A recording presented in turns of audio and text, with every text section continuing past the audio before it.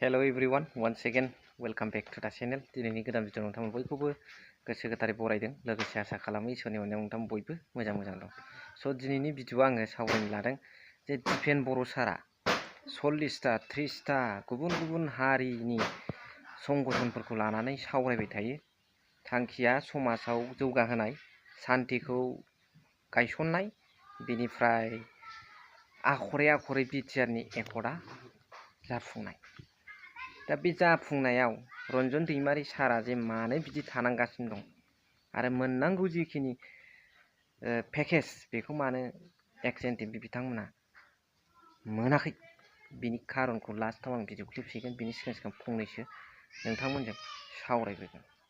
स' बाथ्राया जाहैबाय मोनफ्रोमबो मिडियानि सिगाङाव दिपेन बर' सारा बुङो बिटिआर एग्रिमेन्टखौ दफाफोरखौ आखर जाफुंहोनो थाखाय खामानि मावगासिनो दं आरो जाफुंनांगौनि सार्थ'आव खौसे जानो थिनदों बिपिएफ आरो इउपिपिएल रिजनेल पलिटिकेल पार्टिसखौ। बे बिटिआरनि दफाफ्रा आखरे मावफुंजानायाव एबसुआबो सागान होदों, बिपिएफआबो होदों, एनडिपिनि मोनब्रै गट बेफोर गासैखौबो लानानै ज' बर' हारिनि सार्थ'आव।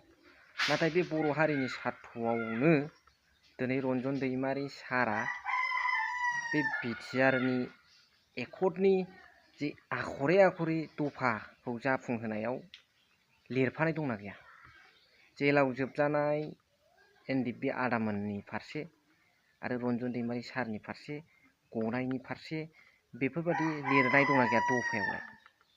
दा आरो मोननांगौ जिखिनि पेकेजखौ फुरा फिलाप बयनिबो गोसो खुसि जानाय बादि मोनसे समाव हारिनि थाखाय नांबोबाय, न'आव थाफैबाय, मावला एसे आसु जायो, बेफोरजों मावनानै एसे जानो हानाय। जाय खायदा गोनांआसो गोरों, खायदा गैयिया आन्दायोना। बे हिसाबै बेबायदि सुबिदाखौ होनांगौमोन। नाथाय बे सुबिदाया बे बिटिआरनि दफायाव आखरे दिपेन बर' सार बुंनाय जाफुंसारनांगौ दफाफ्रा जाफुंनांगौआव लिरफानाय बा हाबफानाय दंफाना गैफाया। खोथाया बेसो। दा गैयाब्लाथ' सारमोनखौ मानो रायखाङा? मा बेबस्था लानांगौ, लिडारफ्रा मा इनिसियेटिभ लाबा जागोन? मानो दुलाराय बर' फरायसा आफादनि आफादगिरि दिपेन बर' सारनि खुगानिफ्राय ओंखारफेरा बे खोथाया? माखौ मिथिं जावले खालामनानै आखरे जाफुंनायनि खोथा, दफाफोरखौ मावफुंनायनि खोथा रायलायबाय थायो बिथांमोन बे हारिनि थाखाय सुप्रिम सेक्रिफाइस खालामनाय रन्जन दैमारि सारमोनखौ मानो सावरायफायाफालाय? माखौ लिलि लाला माखौ रायलायो दिपेन बर'? बुजिया आं। थख'खौ बुंबानो जायो। बे गैफाया होमबा दफायाव आखराव रन्जन दैमारि सार आरो जेलाव जोबजानाय एनडिपि बिथांमोननि गनायनि फारसे गैया, रिहाबिलिटेसननि खोथा गैया, पेकेजनि खोथा गैया ना दङ? दिपेन बर' सार मोजाङै फोरमाय, क्लियार भाबै। आरो गैयाबा मा राहा लायो बिथांमोननि थाखाय? ना बिथांमोनखौ ओरैनो दोनसै? प्रश्नआ दा अब्ला एक्स-एन-डि-पि इउनाइटेड फरामनि सोद्रोमा बिथांमोना मा बुंदों नोंथांमोना खुब नायलांदो आरो जोबनायाव कमेन्ट्स हरबानो जाबाय। खोथायाथ' सैथो बारु उदालगुरियाव खुंगोन। उदालगुरियाव खुंनाय आरो बेयाव खुंनाय बहुद पार्टिफोर दं। मुंख्लंआलाय मुंख्लं, बिसिनाबो मुंख्लं, जोंनियाबो मुंख्लं। मोनसे समाव बयबो ज'मोन नालाय। दा बिसोर गभर्नमेन्टलि सिस्टेम खुंनो नागिरदोंमोन। गभर्नमेन्टलि खुंनायाव बिसोरहा माने बहुत किसुमान माबायाव मा होनो थाखा फैसानि बहुत गोनां दं। थाखा फैसाबो अभाबाव बिसा गैया। नों गोगोम खुंनोबो हागौ। होमबाबो जा इउनाइटेड फराम सिस्टेमै सेन्ट्रेल जा जिखिनि दं बेखौ जों खुंनाय जागोन आरो मोनसे खोथा, दिनैसिम जों सम मोनसे बयबो जयै खुंबाय थायोमोन। दा मानो जों आलदा खुंनाय जादों? सम मोनसे 4 बोसोर गभर्नमेन्ट जाबाय। दिनैसिम जोंनि फुलफिलखौ दिनैसिम रावबो साक्सेस खालामनो हायाखै गभर्नमेन्टआ। दिनै जेलाव थानायानो होन, माहाथियासानो होन, सोरबा मोननो गोनां जिखिनि दिनैसिम माने गभर्नमेन्टआ बेखौ 4 बोसोर बारबाय, दिनैसिम माने 100आव माने 25%सोल' मावदों, 75%आनो जायाखै। बेनिखायनो इउनाइटेड फरामा जोंजों बिसोरजों खुनु सोमोन्दो गैया।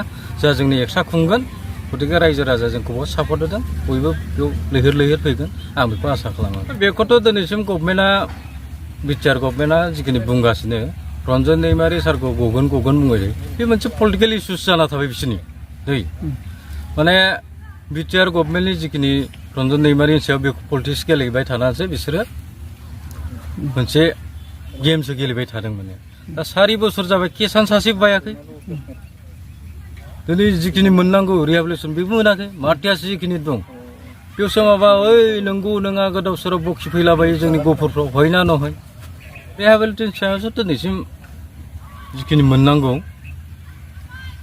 माने मोनजोबाखै आरो माने दा होगोन होनबाय थादों माला होगोन बिसोरनि सायाव खोथा बेखौथ' जों बुंनो हाला गभर्नमेन्टआसो मिथिगौ दा गाबोन समफोर गभर्नमेन्ट बायनाय लोगो लोगो माखौ होगोन बे गाव गावनि खोथा आरो बिनि मोनफुंनो हायियाव जोंहा जोंनि जिखिनि इउनाइटेड फराम सेन्ट्रेल दं माने जिखिनि गभर्नमेन्टजों रायज्लायनांगौ स्टेट गभर्नमेन्ट बा सेन्ट्रेल गभर्नमेन्ट जों रायज्लायगासिनो जोंहाथ' प्लास पइन्टआवनो दं बिसोरसो गभर्नमेन्टआव थाना बेफोर बुस्थु मावनो हायिया बिसोर माइनास पइन्ट जागोन स' भिडिअखौ एसेखिनियावनो दोनथ'बाय आसा खालामबाय कमेन्ट्सखौ नोंथांमोना हरगोन एसेनोसै थेंक इउ भेरि माच फर वाचिं लाभ इउ